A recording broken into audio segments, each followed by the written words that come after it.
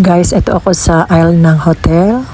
Mahaba siya. Puro flight attendant at pilot lang ang sa 20th floor na to. Diba?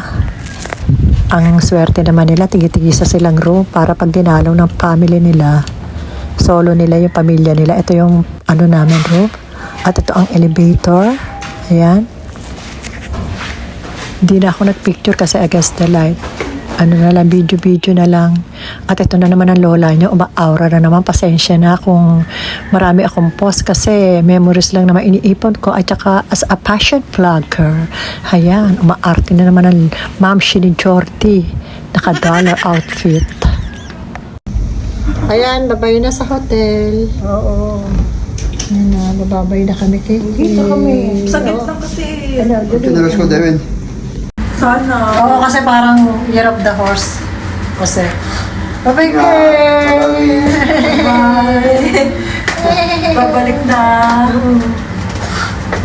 Ma? Ito pala kayo? Wala ko.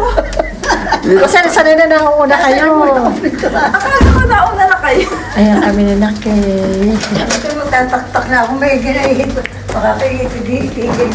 Ano yung tapo mo? Ma'am, at tapos na ang pagkabuhay mayaman natin. Agad. Sayang. Saglit lang ang buhay mayaman namin kasi may lipad ulit si Nakay.